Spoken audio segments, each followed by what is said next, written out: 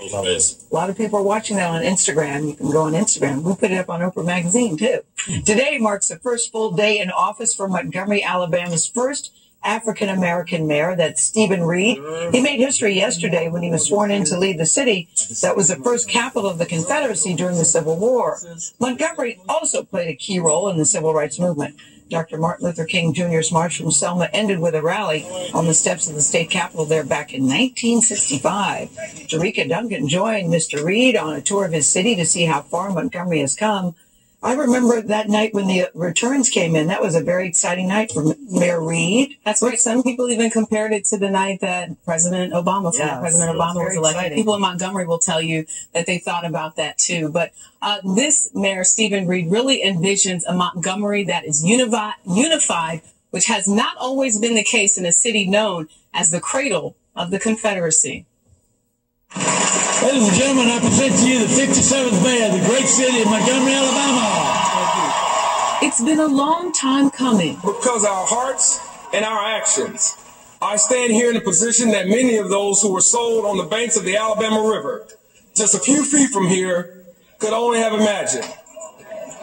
This is a culmination of those distant dreams. 45-year-old Stephen Reed made history Tuesday, becoming the first African-American mayor in a city marred by an ugly history of racial injustice. We must be a city for everyone. We must not just talk about equality, we must act in the interest of equity. 63-year-old Cheyenne Webb Kreisberg attended the packed inauguration ceremony. She was just 8 when she marched alongside Dr. Martin Luther King Jr. from Selma to Montgomery in 1965 to support voting rights for African Americans. She was even there on Bloody Sunday when state and local lawmen brutally beat and injured more than 50 peaceful marchers. I have had the opportunity since being that little girl to see the first African American mayor in Selma, the first African American president, and today the first African American mayor. So help me God. Congratulations.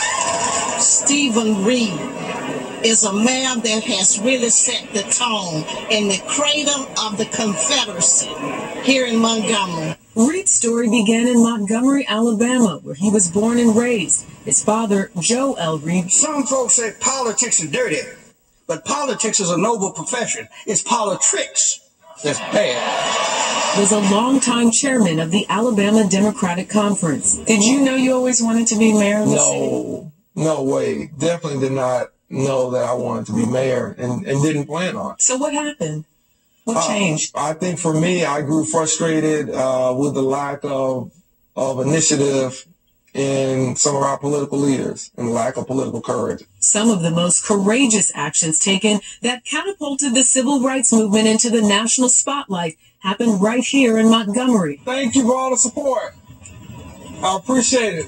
They just said on the radio, you will be sworn in tomorrow at 10 a.m. The day before being sworn in, then Mayor-elect Reed took us on a tour. As we're walking closer and closer to this plaque memorializing Rosa Parks, this is significant. This is arguably where it all started. Yes. Protesting and change has always, I think, been in the DNA of people here. We stood on the steps of the Capitol, where Dr. King spoke of a time when injustice would no longer prevail. How long? Not long. Because the arc of the moral universe is long, but it bends toward justice. It's a great sense of honor to be able to lead a city with such significance, with such a history like Montgomery. For a nation still at times embroiled in conflicts over Confederate monuments and race, it appears Montgomery is making strides, thanks in part to the people who could see this moment well before it was realized. What do you think Dr. King is saying right now as you're standing in the same place that he stood many years ago? You know, I hope he's proud. It took too long. You rewind the history of this country. It is complex. It is complicated, but it's one that is ongoing. And so I'm just a person that's kind of carrying the baton right now, and hopefully I'll be passing it on to a new generation with a little bit more progress being made than we are where we stand today. Reed says key issues he plans to focus on first are the public education and criminal justice systems in Montgomery, but has his work cut out for him without a doubt, but very optimistic. He said that he has 3 kids. His 2 youngest already asked him if he's going to run for president. Wow, He said, let me just get through this. That seems like a very humble guy, but the symbolism is really profound. Powerful, yeah. I can't get up. Go ahead. Well, I was going to say I love his dad as well. You know, the problem is not politics, it's politics. Yeah. I like the dad.